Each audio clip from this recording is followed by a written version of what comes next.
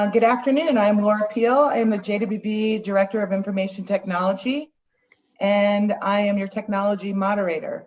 Committee members, I want to take roll call to verify that. You're breaking up, Laura. How to fix that? Can you hear me now? You're still breaking up a little bit. Still breaking up. Maybe because I was going on YouTube. Can you hear me now?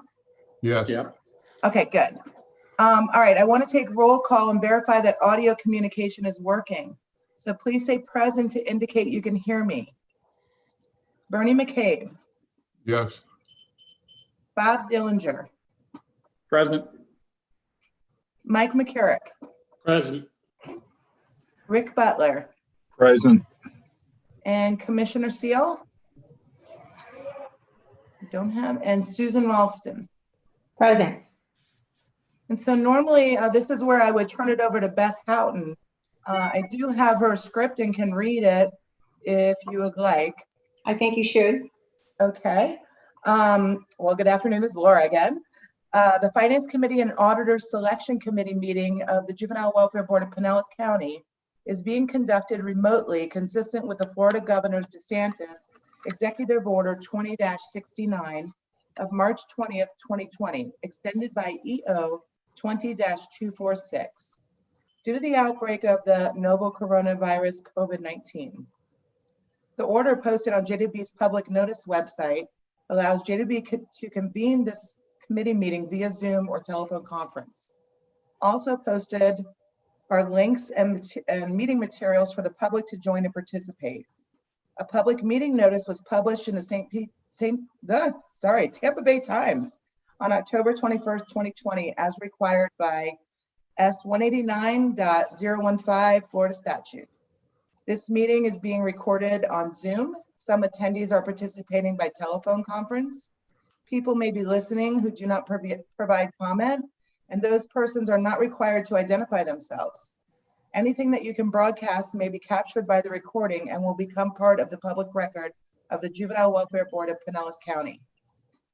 I will serve as the technology moderator of the remote participation by JWB committee members and presenters and the public. So at this point, I'm going to confirm that anticipated speakers on the agenda can hear me. And I just want to confirm, Karen Seal, can you hear me? I see you have joined. Yes, I can. Sorry, I had a different link to the Finance Committee meeting at 3:30, and that is a different link. You'll use that. You'll use that a little bit later. Okay, thank you. Sorry. And it does look like Beth Houghton has just joined. Beth, can you hear me? Yes. Okay, great. Laura Brock.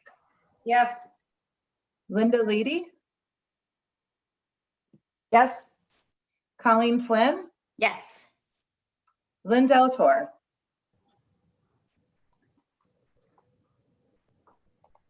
Lynn, can you hear me? You're on mute. Yes. Jennifer Arteaga. Yep. Diana Caro. Yes. Laurie Lewis. Yes. Megan Seals. Yes. Karen Bogus. Yeah. And Karen Woods. Yes. So Beth, I read your first part. I don't know if you want to do the meeting ground rules, take it from there. I would be happy to. So we are down to ground rules. Yes, we're down to the ground rules. We're now turning to the agenda, but before we do so, permit me to cover some ground rules for effective and clear conduct of our business and to ensure accurate meeting minutes. The chair will introduce items on the agenda. After items have been presented, committee members will be recognized for questions or comments. Please use the raise hand feature in Zoom webinar so the technology moderator may call on you. We will have a public comment before a motion is made for a recommendation to the full JWB board as follows. Laura Peel will call on each person by name or the last 4 digits of phone number, allowing 3 minutes for comments. And finally, each vote will be taken as a roll call vote.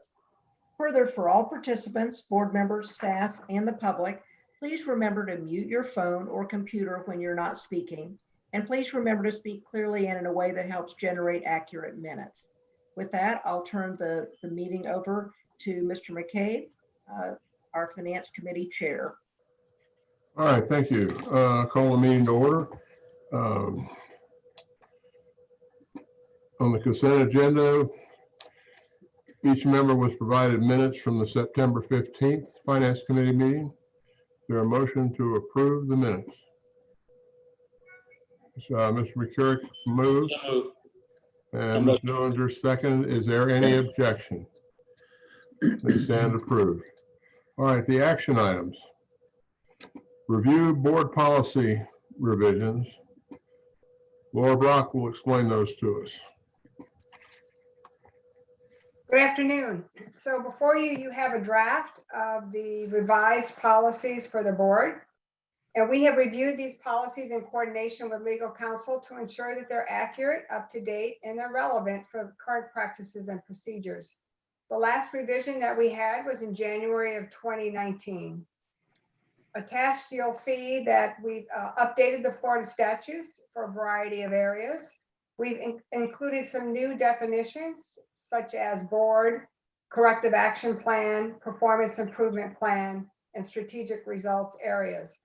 We've also provided some clarity in a few areas, such as attendance for the board, the process for program and financial monitoring, and the emergency response. And of course, there's a lot of formatting and technical little items in there, and I apologize for that draft, but we wanted you to see all the little edits before they're finalized. Having said that, I'll turn it over to Chair McCabe for any questions. Has everybody had a chance to review the policy revision suggestions? Any questions of Laura regarding them? If not, is there a motion to approve them? So moved. Mr. Second. Dillinger and Mr. McCurrick. Okay, roll call vote, please. Yes, committee members, when I call your name, please state your vote. Bernie McCabe, Yes.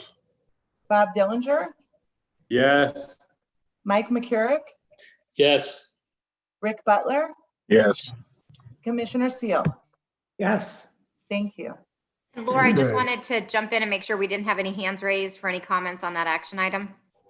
Okay. I will give it a moment, but I do not see any. Okay, Thank you. thanks. Just wanted to check. Sorry about that, Mr. McCabe. Not a problem. Next item. You were provided a copy of the proposed participant management RFP. And it looks like Diana Caro is going to present that. Diana? Good afternoon. I'm Diana Caro, the Budget and Business Services Manager at JWB. And for this agenda item, staff are recommending that you approve the release of the Participant Management Software RFP that's included in your packet today. This RFP is one of two solutions that we intend to implement to replace our current GIM system that we use for both financial and evaluation performance tracking of our funded agencies. For the last 7 years, we've used GIMS, which is a customized software solution. But after much research by JWB staff, it was determined that rather than replace GIMS with one highly customized system, that it would be better for us to procure two separate best of breeds commercial off-the-shelf products, which is what led us to issue 2 RFPs. We already brought the award to the Finance Committee in August, a couple months ago, for the grants management solution, which is going to be used for the financial side, as well as for procurements and contracting. And we expect for that system to go live in March of next year. And the RFP that we're asking for your approval to release today is for a software solution for the evaluation and performance tracking of our funded agencies.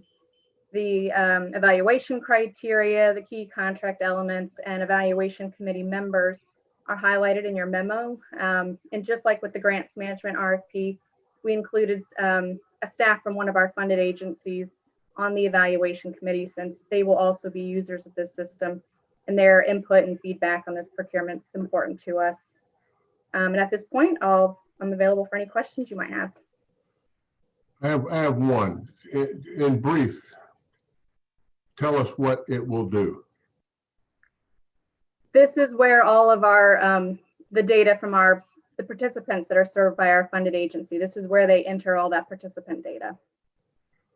And the other one did what? Is where we put their allocations and they input their budgets and their reimbursement requests. Okay. Anybody else have any questions? I'm Is pleased it- to see that. Mr. Seal?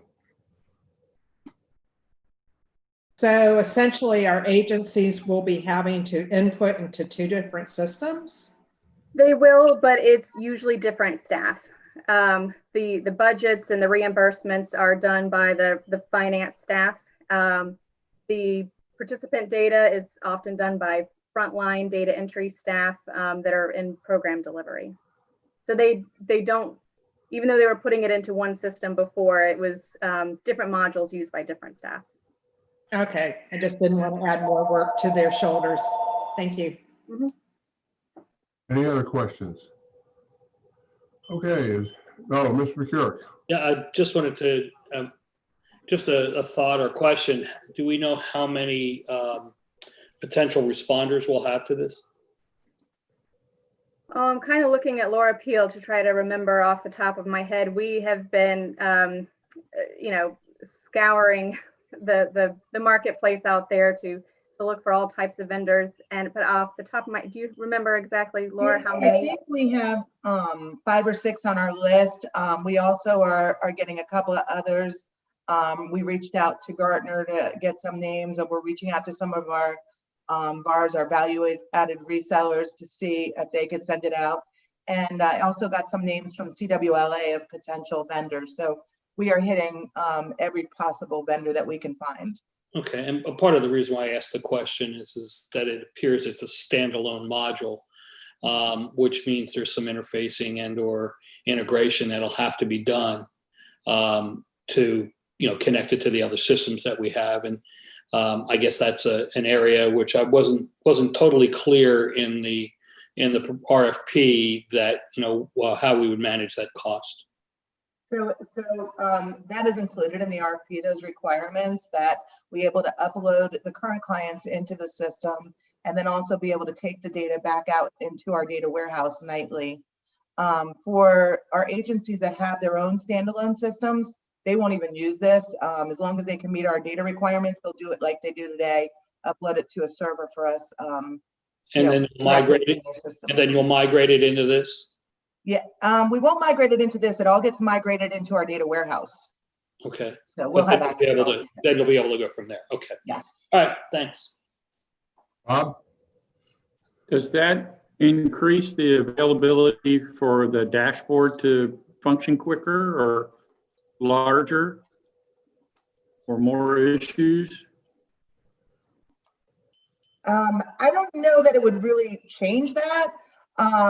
We're always working with our agencies to have them enter the data, quicker and more efficiently. So we're hoping that this will allow at least the efficiency increase so that we can have the data more readily available. As far as our data warehouse, that's where we're getting it from now. So I don't know that would make a huge difference. And it looks like Beth, I don't know, Beth, did you want to?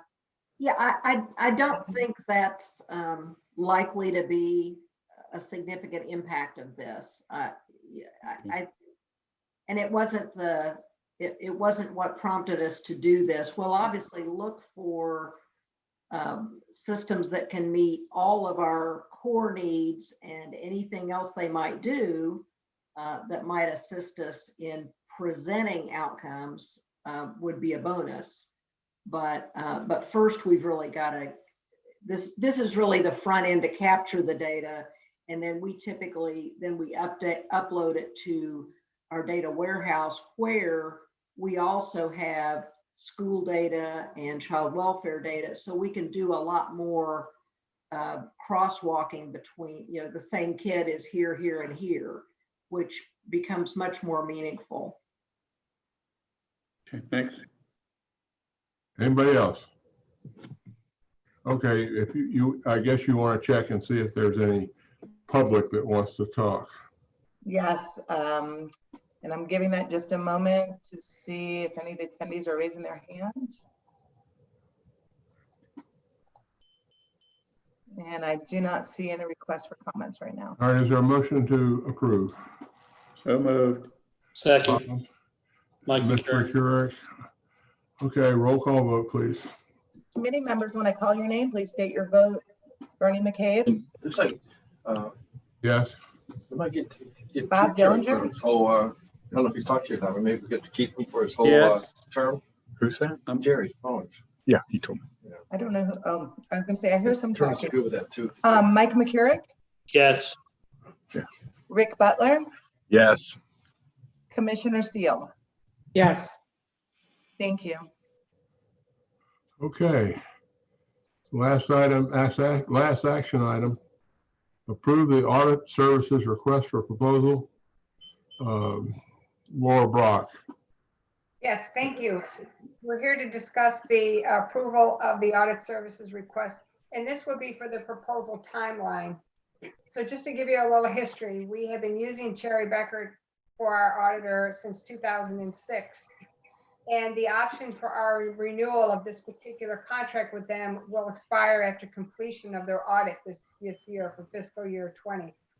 On July 1st, 2019, the Florida legislature became effective revising the auditor selection procedures for Florida statutes. And in July of 19, the board, the JWB board, revised their bylaws. So the finance committee would serve as the auditor selection committee. Having said that, the guidelines that we get from them also dictates who could be on such committee and the functions of that committee. So the auditor selection committee cannot include anybody from management, which in the past you've had individuals and staff and management that are participated in the evaluation process, and that can no longer function that way. However, you can use as in an advisory capacity a financial expert, and I will serve in that capacity to assist you. But more importantly is all the folks on the finance committee who are serving in the auditor selection committee need to commit to this timeline because it's crucial in getting all of the meetings, the evaluations, the interviews with the final auditors and so forth taken care of. In the memo, you've got a list of all the proposed timeline and meetings that we would like to schedule. Ultimately, our goal is to have a contract signed in place for an auditor, whether it's Cherry Beckert again or a new auditor, by August 1st. That's important so that would allow the new auditor time to come in and perform their interim audit procedures. They would be auditing fiscal year 21. So after this meeting, once we move forward, the next steps would be to begin to schedule those meetings with each of you so we can get it on the calendar. And then we can move forward with the actual proposal and the criteria for evaluations. And that would be done at the next finance committee meeting, which is December 17th.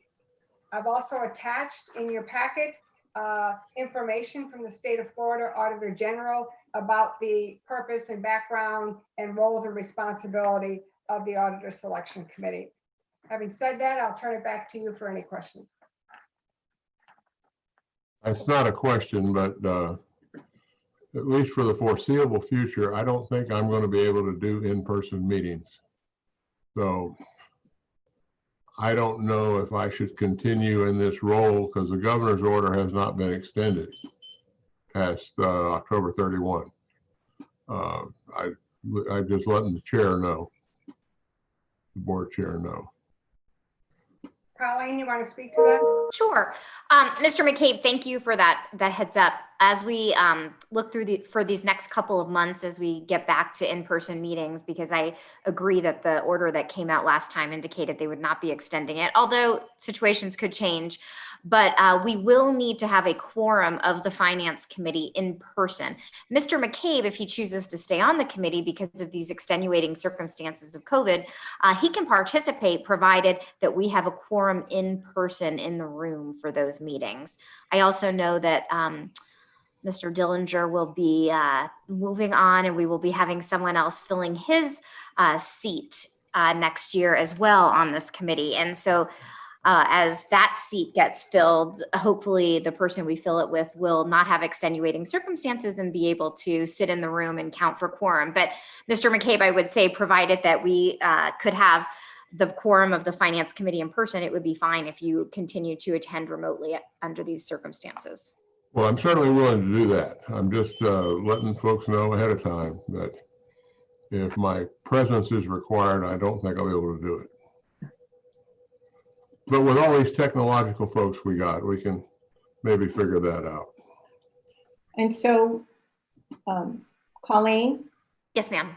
there's no extenuating circumstances at all. If the governor does not extend the order, we must be in person, no matter the extenuating circumstances. Correct. The Sunshine Law says that, once this governor's order expires, we have to meet in person. And if there were extenuating circumstances that we could allow certain folks to participate by phone, we would still need a quorum in person in the room. So we would need 3 people from this committee in the room, because this is a 5-person committee, and with Ms. Ralston, you're ex officio. So we need 3 people, not including you, in the room. Understood. And we're working on an appointment for Mr. Dillinger's seat. As soon as there's a meeting for the auditor selection, I need to be replaced so that you have some continuity for the whole time. That's fine with me. And I also indicated that my successor has too much on her plate to take my place. Understood. So, Susan, I guess you got to find a volunteer. Yes, I've discussed this with both Laura and Beth, and we understand what we were up against, and I believe we're taking action. I, of course, can't call other board members, but we are taking action to recruit another board member to the Finance Committee that would be in attendance as early as December 17th is the next meeting, so that we can proceed with the Audit Committee, which is sort of, with the change in law, we have no choice but to get stability if we can in membership. Colleen, who does that law apply to? The Sunshine Law? No. Oh, the Auditor Selection Committee law? Yeah. The Auditor Selection does apply to special districts. All special districts, Yes. dependent and independent? Correct. Okay. Well, let me say this. I have not looked at whether it applies to dependent, because I don't represent any dependent special districts, but it does apply to independent special districts, such as JWB. Okay. All right. Thank you. Okay. All And right, just, anybody- we will put it on the November agenda for the board meeting, for there to be a replacement for the December Finance Committee for Mr. Dillinger's position. So hopefully that will be taken care of within the next month. Right. Okay, thank you. All right, back to the work at hand. Anybody have any questions about the RFP for proposals for the auditor? Not hearing none. Is there any public comment? I'm going to give it just a moment in case anyone raises their hand.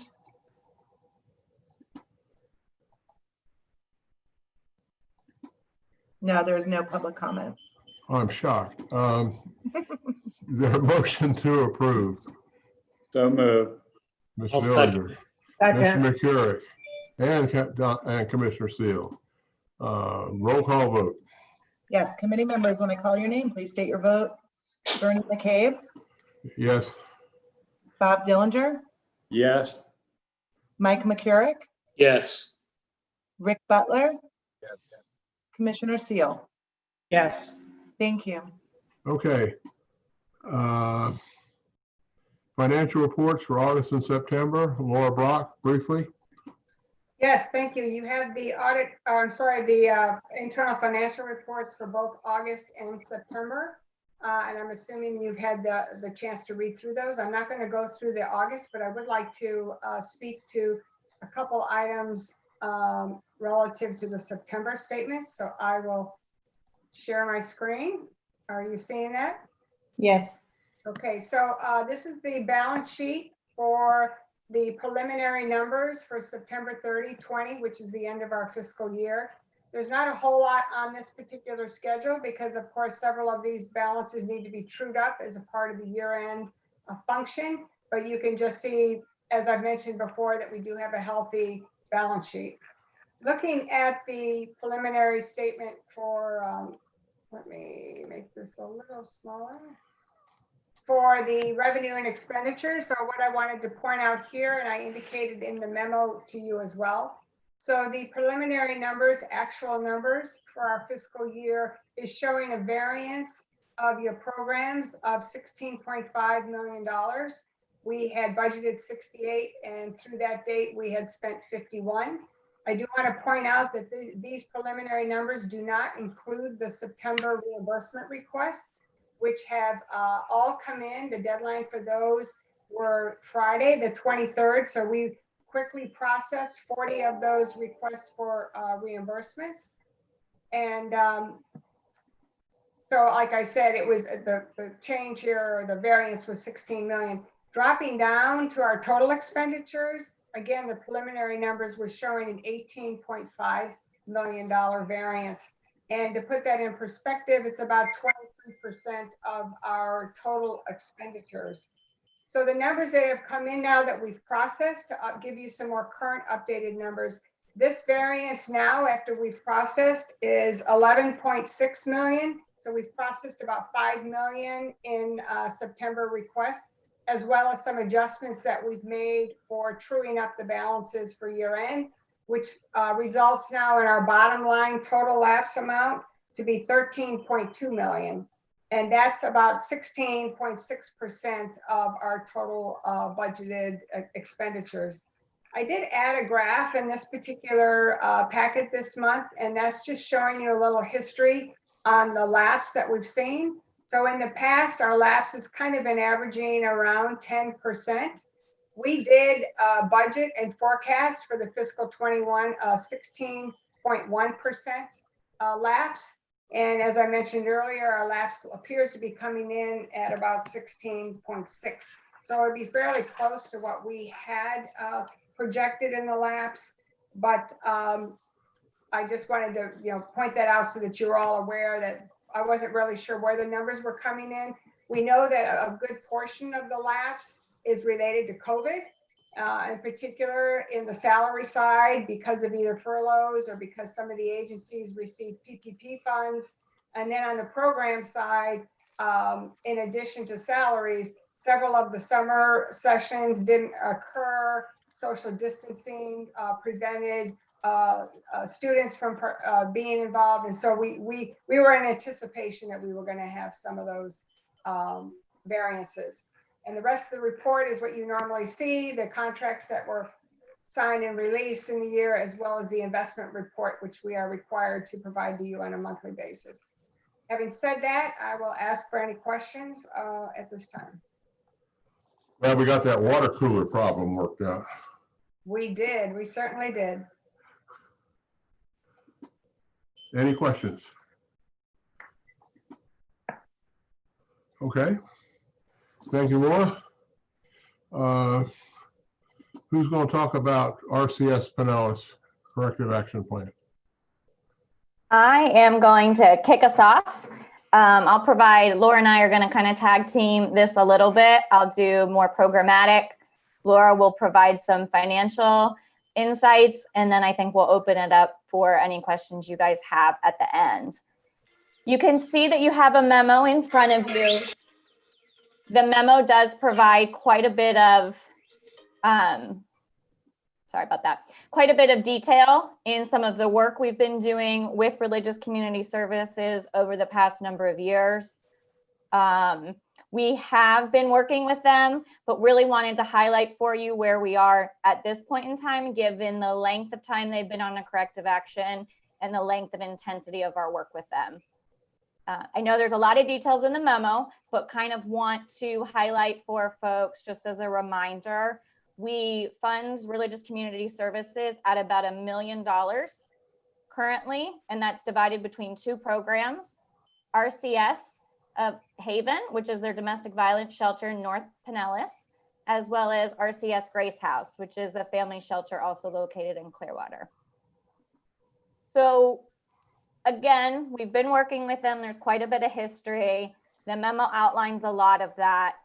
The initial implementation of our corrective action plan occurred in August of 2019. primarily around administrative and financial concerns. Since then, we have had some good news and some bad news. I want to make sure we're communicating both sides of that. There really have been areas where over the course of time, we've been able to work with them and make some progress. Examples of that would be their HR capacity, screening of staff and background and such. However, we have had other things pop up along the way that we feel like we've had to address. Having said that, what that has meant for us over the last year is the corrective action plan has been extended, was extended in February, May, and again in August of this past year of 2020. So we have a current plan that goes through the end of March of 2021. We've been continuing to work with them, conducting program monitoring, keeping eyes on program. And in an effort to do that, the end of this past fiscal year, so in September, myself and the program evaluator, Megan Seals, were conducting our routine staff and participant interviews. And during those interviews, we really got some feedback that created some concerns. And to best, credit and leadership, again, really why we wanted to elevate it to you all, just to make sure we're keeping everyone in the loop. Our primary pain points that came out of that recent program monitoring really focused around concerns about a hostile work environment, things like being talked to in a condescending manner, belittling staff, fear of retribution if they spoke out. And the second one for us really was treatment of program participants that was really less than ideal. Participants feeling like they couldn't ask or got kind of negative responses if they asked for basic need items, not having enough food available, references to them not shopping at Publix when they needed things like toilet paper. So really, for us, it was really concerning. Kind of the third major pain point that we've had as of right now, again, Laura will talk to, and that's the kind of the ongoing financial concerns.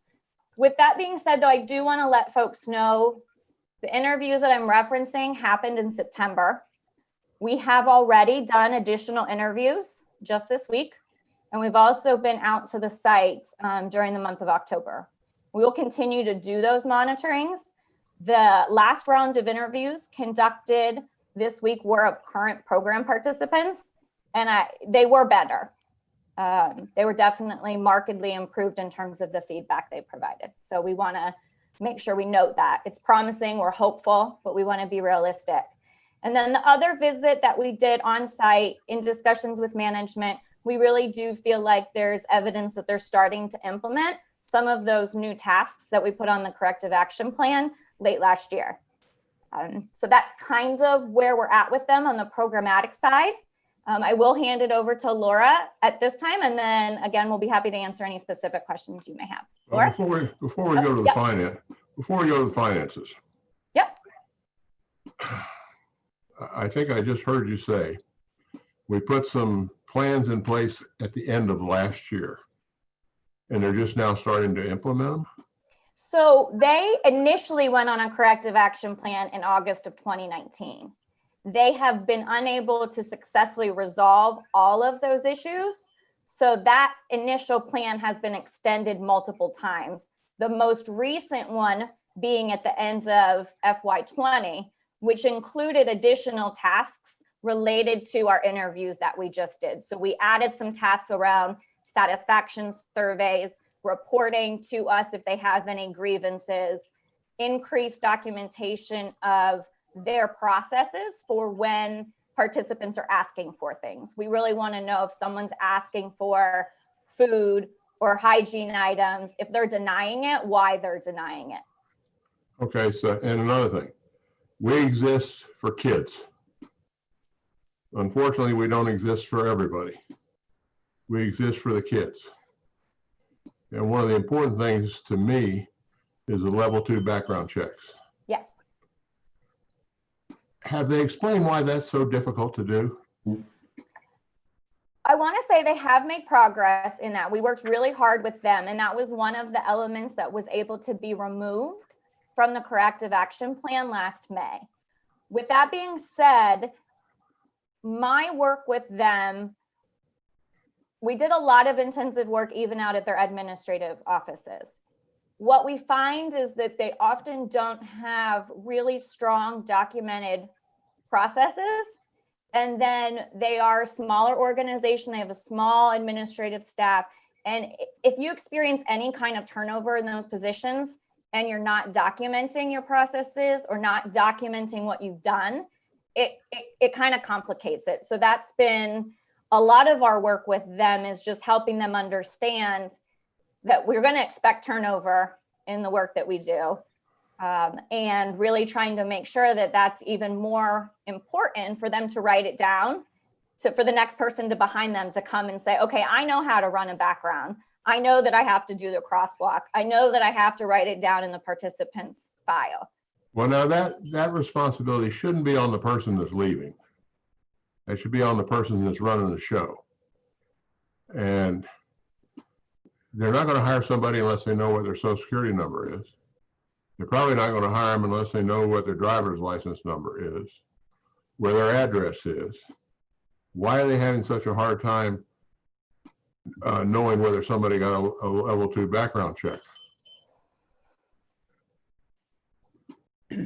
You're not wrong. I know that question should be directed to them, not you. But maybe they've explained it to you, why they can't do that. I mean, I do. I think they did have, when we started with these findings, again, this is a little bit more of the historical problems, but they had an internal HR person, then they had an external, then they had a consultant, and they don't actually also use DCF. They're using a third-party vendor. So it's even more complicated because they themselves have to make sure there's no disqualifiers and then document that.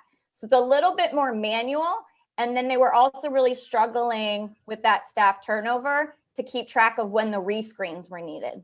So it was both cases of new, but also, you know, those rescreens and keeping track, especially for some of their longer term volunteers and staff. Well, I've also heard that the CEO is looking to expand his horizons and look for jobs somewhere else. Has that filtered through to you? I know they have gone through a rebranding, but that's the extent of what I'm aware. And I am not sure if you're talking programmatic, executive director, or agency. Agency. Yeah, I couldn't speak to that. I do know, again, they've rebranded. Their new name is Hope Villages of America. It has not completed the kind of the legal processes yet. So all of our documents and contracts still say RCS. So. Okay. Laura, how much money do we give them? It's just about $1 million. The memo, it's 383,000 for Grace House, which is about 70% of their funding. And then the Haven, which is the domestic violence shelter, is just shy of 600,000, and it represents 35% of their budget. Okay, thank you. Any other questions for Jennifer? Bob? Well, the level 2 is really bothersome when there's children, homeless families there, but I thought the corrective action plan was extended until December. You just said March. So the corrective action does go through March. What we have done with the contract specifically for Grace House, because that's where a lot of the participant concerns came from, is amended that contract through the end of December. So it's a 90-day contract. Mm-hmm. So but that's for that specific program. The agency itself is also on the corrective action. has there been any search for another agency that could provide these services in North County? I've been in the process of exploring what opportunities there would be to do exactly that, Bob. And it's too early to talk about any of those, but I've been in conversation both with the Homeless Leadership Alliance. I've gathered all of the information relative to who the family shelter providers are in the county. what units they have, what capacity they might have, and what their success rates are in permanently housing people. I'm now going to be reaching out to a few that seem to make the most sense to talk to them about what their willingness would be to do what. I think that's prudent. Okay, Laura, I guess you're next. I was just going to add that in addition to the issues that we're having on the program side, we're also having issues on the financial side. So due to our financial monitoring that we've done, we have had numerous exceptions and items when we did our testing relative to unauthorized expenses that we denied, whether because it was they didn't have supporting documentation or whether it wasn't a valid expense.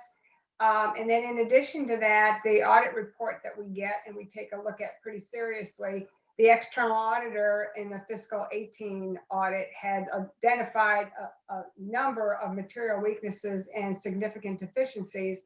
And in the accounting world, that's a big red flag.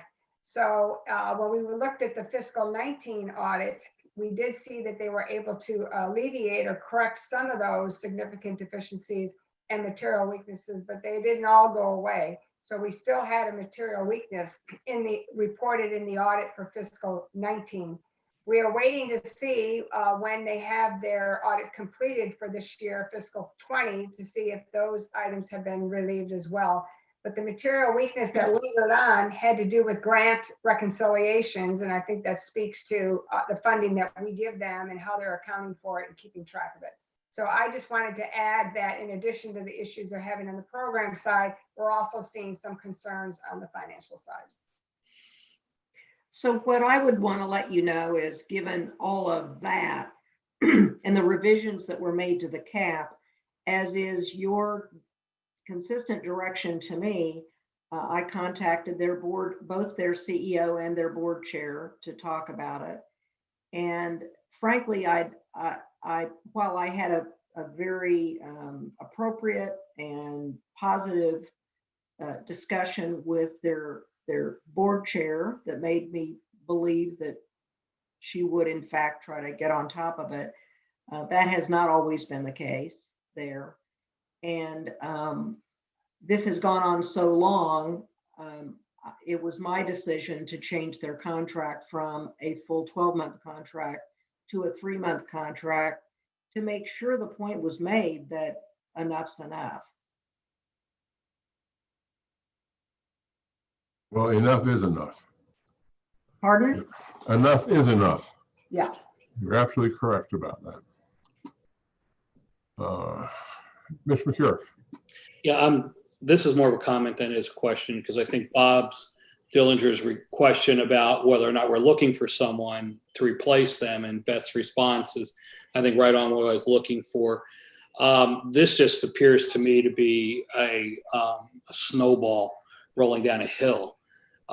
When you are having funding issues, you're not getting the outside funding that you were looking for, and they have lost a lot of money that way.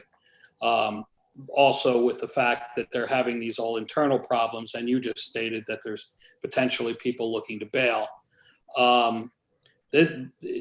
Branding at the same time, that just adds the icing to the cake. They're trying to change the way they look and feel and touch, but people still remember what they are or what they were.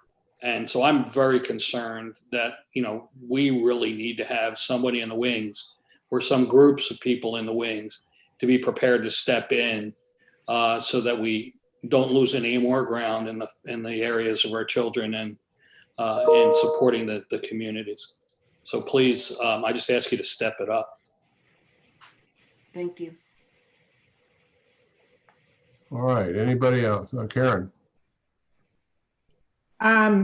Yes, I just wanted you to be aware that Beth and I had a Zoom call with Kirk and their executive staff. And while I wasn't able to complete the Zoom call because I'm on the elections canvassing board and had to go back to work there, maybe Beth wants to relate some of the discussions that we had there In addition, I reached out to Debbie Leos, who is the CFO for PSTA, and she serves as the treasurer of their board. And I talked to her actually today. She may be watching this Zoom meeting and may want to comment, but I trust Debbie a lot, and they really are stepping it up as far as trying to get their financial house in order. But I understand I'm just as concerned as everybody else because we need to make sure that we're serving the families and the children in our community. So Beth and I have had several conversations about it. Beth, do you want to comment anything about the meeting? Well, I think the meeting was respectful, and my sense was that they said the right things in terms of the seriousness of our concerns, which frankly had not always occurred before.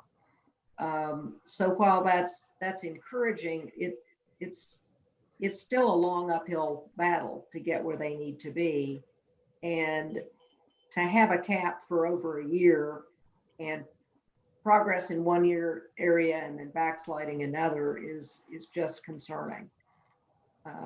So, yeah, I was as clear as I thought I could be relative to what our concerns were and how seriously I believed our concerns were. I do want to say in my discussions, one of my requests during the Zoom meeting and then my follow-up with Debbie, I said that it would make me feel better if we saw regular financial reports from them. And Debbie committed that she was willing to provide whatever reports we needed, willing to come to one of our board meetings to have a discussion with us and to give any financial reports. I can't talk to the management side, but at least to the financial side, which is probably, I mean, I'm very concerned about management, but I'm very concerned about finance as well. So I did want to mention that and then she said fundraising has gone better during this COVID period than they were expecting. So I just share that information because I try to find out as much as I can. Thank you. Susan? Yes, I have also been discussing this situation with Beth on and off for a few months, and a couple of messages that I think we're sending. Our tolerance level is not, is really going to be out there for underperforming agencies over the long haul. This has been a long time coming. And I also want to reconfirm our opinion that we have expressed with Beth, is that board members and board presidents and board's executive officers need to be informed when we have a serious underperformance of an agency. And I just want to make sure we go on record as letting everyone know that from a JWB board's perspective, we're monitoring more closely than ever. Board members will be informed, and we're protecting our taxpayer money. I think that's appropriate. That's why we started doing it. Because I think in the past we have found over the many years Bob and I have been on this JWB that boards always tend to present a rosy, management always presents a rosy picture to the boards, and the boards accept that as gospel. And I think that's probably what's been going on here. So hopefully they're getting the message. Any other comments regarding that report? Seeing none. Beth, it's your turn. Yes. Well, let's see. CEO report. Okay. The single thing I wanted to talk about here, and it is in my report, not for action, but Laura earlier mentioned the extent of the lapse funds for a lot of money for fiscal year 20. Absolutely. And our rough calculation of what I'll call the difference or the lapse delta is about $5 million. In other words, if we had lapsed the same percentage that we'd done before, the difference between that number and what we actually expect to lapse is about 5 million, 5 million too.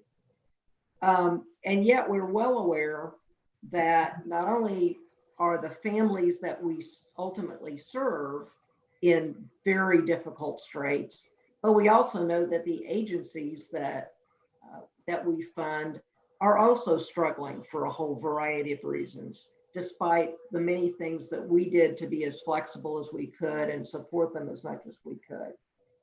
So we're still kind of working through this, but I'm more than happy. I'd be very happy to get any feedback from you on sort of what's in my mind right now about what we will propose to the board on November 12th.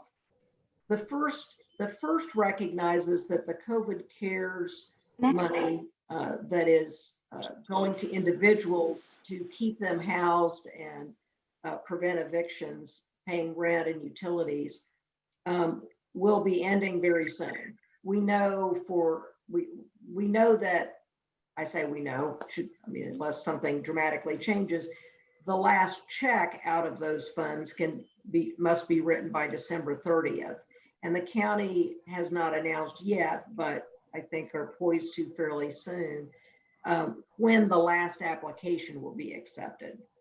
Well, once that happens and once that's announced, we can expect our FSI phone line to be ringing off the wall. Our FSI program will not cover everyone that COVID CARES covered.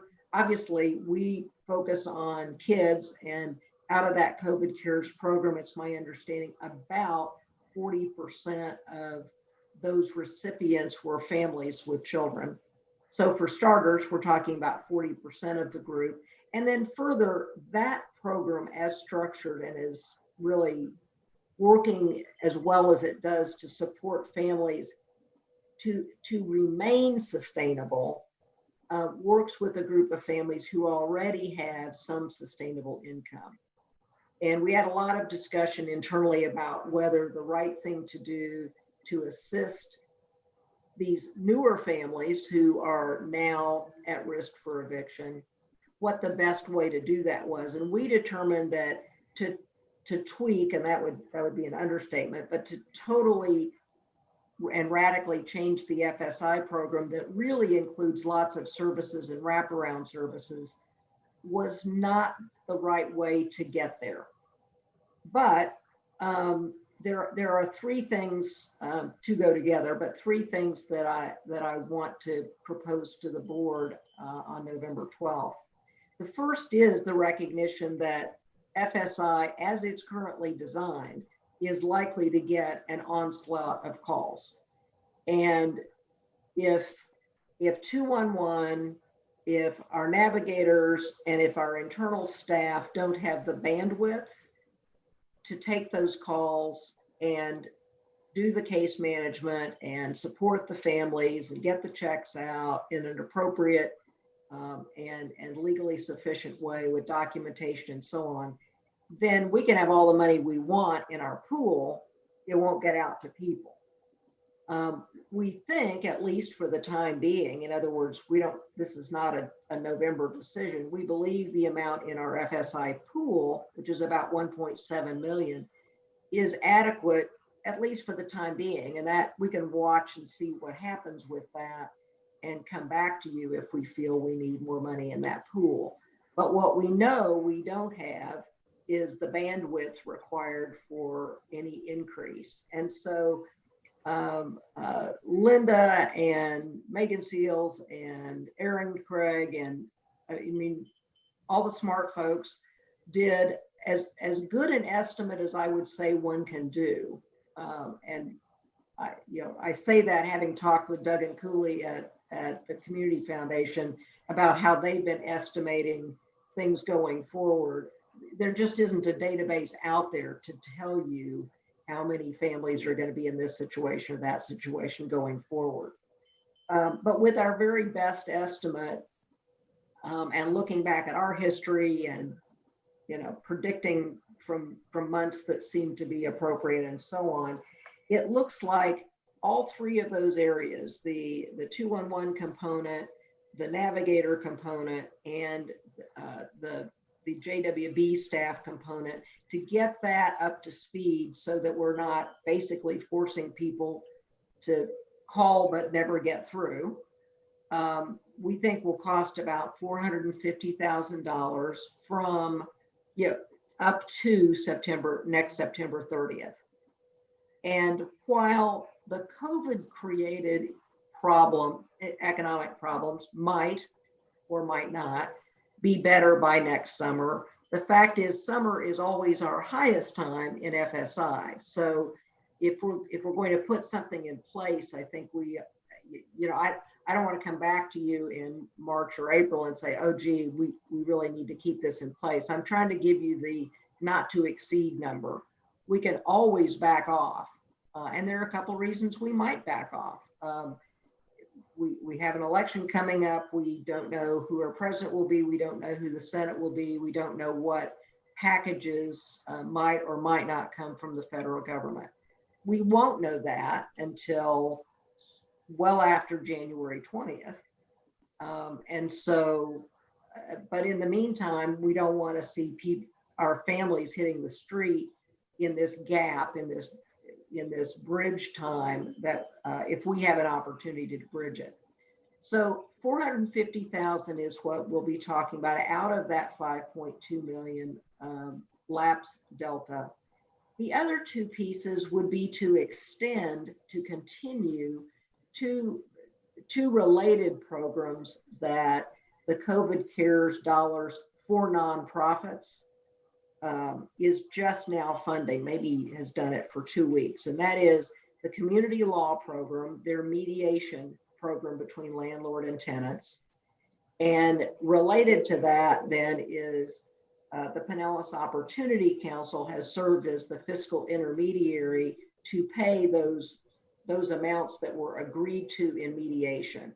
And apparently their capacity to do that is I mean, that's what they do. They're set up to do that. They essentially won that bid from the Community Foundation on behalf of the county to do that. So they will be doing these things, exactly that, up through December 30th. It appeared to me once they've stood that up, that system between those two agencies, that we could pay to continue it for families only, but continue it through that next September 30th again, unless we might do it in, I mean, how we contracted is something else. We might contract it at 3 months at a time. Again, to pick up that gap before any federal aid, if there is any more federal aid, might come out. Obviously, if there's federal aid that comes, we would back out just as we did last April when the county's COVID CARES program started. So I'm not here to ask for any recommendation or anything else, but I did want to float the concept to you of what it is we did with that lapse delta from last year. Obviously, we can do nothing, or if we're going to do something, these were the things that our staff really believes are most critical and most important right now. Okay, any questions for Beth? I think we need to make sure we know where the money's going. If you're going to do that. You want to, absolutely, you want to elaborate on what you'd want me to, or us to do in that regard? Make sure you know where the money's going. Okay. Hey, So Bob? what I kind of hear what that means is keeping a lot of monitoring going with Pinellas Opportunity Council as the paymaster for this. Right. Bob? What about using any of that money to either fix 211 finally or find an alternative? Well, you know, be honest, I think we want to do that too. And I don't see one excluding the other. But I do think it will take a little longer to do and the families need assistance much quicker. But I'm happy to link that if you wanted to link it. Well, that's something we've been looking at for, I don't know, 8 or 9, 10 years. Yeah, I think this is the year. And they got a new board, and we heard all the Pollyanna from the new board, how things were going to get better. And I don't know if it has or not, quite frankly, but It has not. you're suggesting they have capacity issues. And I don't know the status of any of it, but I do know that there's never been a time when everybody got together and says 211 is working great. I will just say that our degree of frustration in innumerable issues related to 211 continues to grow. Well, we're a major funder of 211. Yes. Means we used to be. I assume we still are. And the county is the other. And have either the county or us, or have they done bad enough to where we put them under corrective action plan? Well, interestingly, we sort of looked at them a different way because they were part of FSI. But you know, in essence, we have, and we can certainly do that very formally. I mean, all the issues are not. I won't say all the issues are known, but plenty of issues are known to populate a pretty robust cap. Well, it would seem to me, and Karen, I'll get to you in a minute, that if the problems still exist, we should identify them and put them under a corrective action plan so that they know we mean it. Okay. Karen? Okay, so, during this funding for Pinellas COVID Cares, we actually sent Health and Human Services personnel to augment their staff to try to get the money flowing faster. I know I've been in communication with their board chair more than a few times about our concern with getting this money out to the community. So what I also talked to the Pinellas Community Foundation with Duggan about working with them on their capacity issues and trying to see if any COVID funding could rectify. I think some of it is possibly software, related, or that kind of process related. So maybe what I would suggest at this point is we all don't work in a vacuum. So I would ask that Beth and her staff work through Lourdes Benedict with the county and with Duggan and see if they could come back with suggested actions that could finally put this matter to rest for 211. Well, you're absolutely right. The only way that makes sense to do this is to be working as much as possible hand in glove with the county. Mm-hmm. Doesn't that seem like a good forward action, everybody? Yes. Yes. Susan? Yes, another topic that Beth and I have had ample conversations about, and we're in the middle of needing the services so much right now. And I think there's a short term something we have to do to get over the next couple of months, but I'm in alignment with the rest of this board to take a longer term view of 211, and it's not just a recent performance issue. It's been over time, and it's undeniable now that much more action needs to be taken. Yes, working with the county, But I would also say, going back to Beth's original discussion on this, we need to do something for the short term to see what we can do as a juvenile welfare board agency to get as much assistance to this county through these suggested programs that Beth's been mentioning. And 211 is a part of that, like it or not. And we need them to be there. Well, there's no question you're right about that. But maybe there's a serendipity here that Yes. the crisis we're in Yes. is going to cause us to take action like we probably should have done a long time ago. Yes, undeniable. And we can certainly do both those things in parallel. In other words, Susan, we can add some capacity for them, we can work with them, and we can investigate alternatives and get a cap created for them all at the same time. Some of you might remember Alan Saylor, who was on this board a long time ago. Yes. I think it was Van. Yeah, he wanted mergers. And I think he's still around, and he Yes, would probably be happy when he travels well, actually. Huh? He travels and photographs. Okay, well, so he's having a good life. If we do something meaningful, I'll call him and say, Alan, we finally listened to you. Well, one of the things he kept talking about was merging with other 211s, and that never went anywhere. So I don't know if that's a realistic possibility or not anymore. He wanted to merge with Tampa or Hillsborough. Yeah. They, by reputation, they do a significantly better job.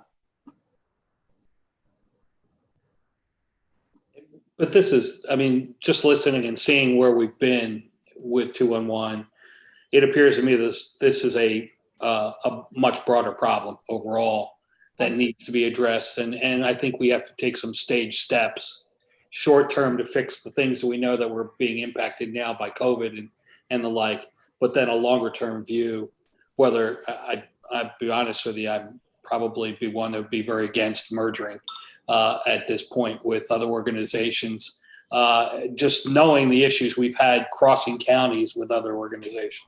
That's true. So, Understand. But I would think that we really need to put together a group that's really going to take a good hard look at restructuring the overall organization, the overall plans on how they operate, and then begin to take those stage steps to fix it. Just a point of a question. Karen, maybe you can help me with this.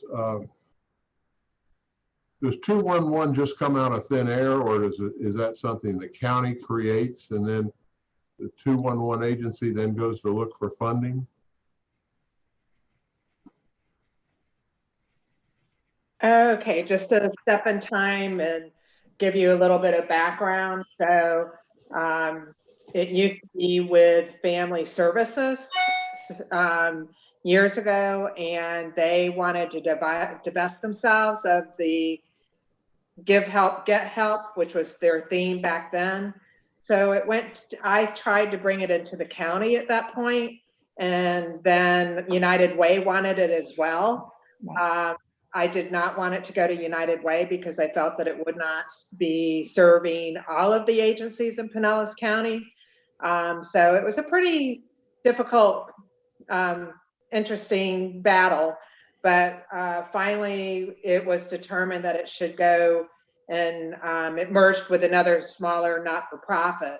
And then over time, they've just added, they've gotten really out of the, they used to do a lot of events and other things, and they pretty much are now into, managing the 211 suicide line and other things.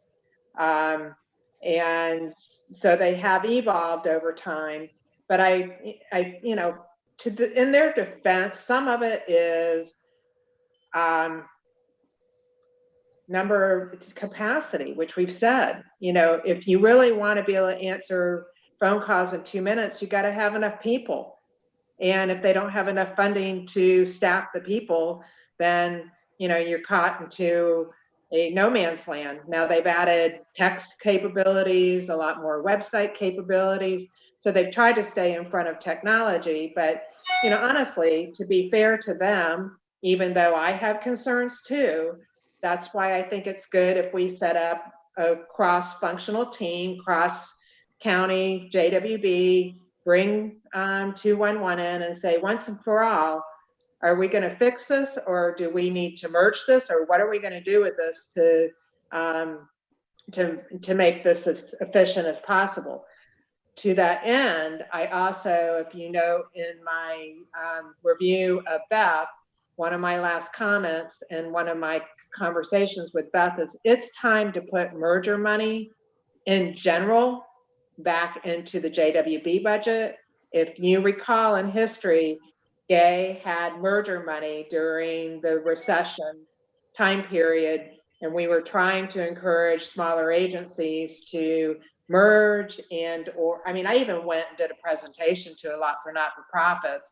I even personally called board members in different not-for-profits and said, geez, you need to take advantage of this. It's time to merge. She and I talked about whether we should pursue an ASO type of situation, but something's got to change here, because this is probably my last battle, and it has always been that we have way too many not-for-profits with a high administrative cost here in this county, and we need to be more efficient. And nobody, we never were able to get there. And this COVID offers us an opportunity to finally make some changes that will make our county services and JWB services much more effective and much more efficient. So, end of my speech. Well, we did reduce the number back then. A little bit. We did get some mergers. And unfortunately, you don't make friends when you do that. That's part of the problem. I know. Anybody This else? is my term of office, so I'm willing to lose some. I don't care either anymore. Thanks, guys. Bob doesn't care. Short timer. Anybody else got any comment? Anything else for the good of the order before I ask for public comment? Laura, is there any public comment? I'm gonna give it a moment because it does look like we have some guests. So if anybody would like to speak, please raise your hand. And I do have one. And it is Melinda Perry. And Melinda, I'm unmuting you now. And once you begin, you'll have 3 minutes to speak. Thank you. Can you hear me? Yes, ma'am. Great. I'm Melinda Perry, Chief Operating Officer of now Hope Villages of America. So I just wanted to share some information with you all about the conversation you were having about our cap. First, I would just like— Excuse me. I did not understand who you are with. Formerly RCS Pinellas, but now Hope Villages of America. Okay, thank you. So just one point of clarification, our CEO is not leaving. Okay. So just wanted to clear that up, so not let that continue out there. Also, for the situation regarding the documentation of background checks, we did have an issue back in 2019, as was noted in the cap, and they came back in December, I think it was, noted improvement. The cap was extended because our HR director did resign at that time to go to another organization. So they decided to extend that cap, but we have not had any background check issues since then. The issues was also with documentation, not necessarily that the checks were not done, just that we were not filing them appropriately. So we have not hired or had ever hired any staff that didn't successfully pass the background check, just to put your mind at ease on that one. Also, the program concerns are new. They just happened this past month, I guess, and we are working to address those. For the last 2 invoices that we've submitted, those have come back with no errors. So we do feel like we are moving in the right direction finance-wise, but also because the cap, or because the audit submission by March 31st is part of the cap, we will be on the cap for at least another 5 months just based on that fact. So just wanted to share that even if everything is completely 100% perfect by then, we'll still be on the cap through at least March. Okay, thank you. Thank you. And quite frankly, we would prefer that your agency continue to provide the service. But we've got to insist that it does it in a professional way. And apparently we have found that there have been some lapses in that regard. But thank you for bringing that to our attention.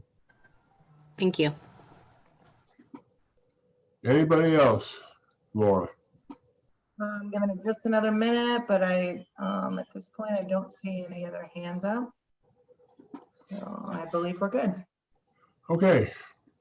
Anybody got anything for the good of the order? If not, we will stand adjourned. Thank you all very much. Thank you. Bye-bye.